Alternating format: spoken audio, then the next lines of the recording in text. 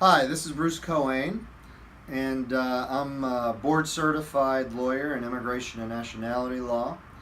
And today, March 5th, 2018, I wanted to talk about the expiration of DACA. Just last night, over dinner, somebody asked, "What are dreamers?" And this was a friend of mine who didn't know what a dreamer was.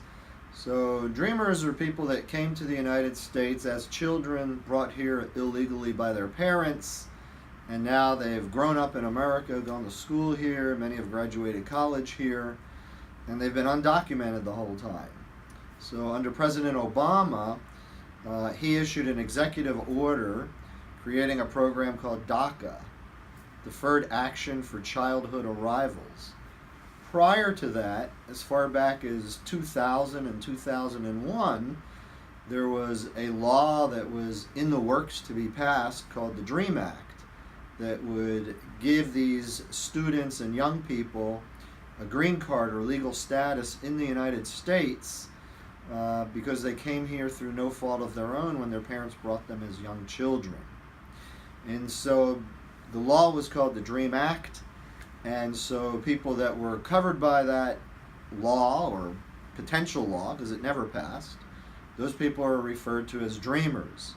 And really the only thing that ever was created for them, because no law ever passed, was called DACA. And that was an executive order of President Obama.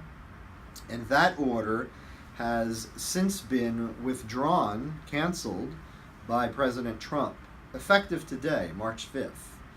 Now, there have been some courts that have considered the executive order from President Trump, and those courts have said that the President Trump's order to cancel DACA is unenforceable. So, even though the president canceled the executive order, because of what the courts have said, DACA continues. But again, it'll be up to the courts to ultimately decide. And the Supreme Court just last week said we're not going to consider the appeal until it goes through the lower courts.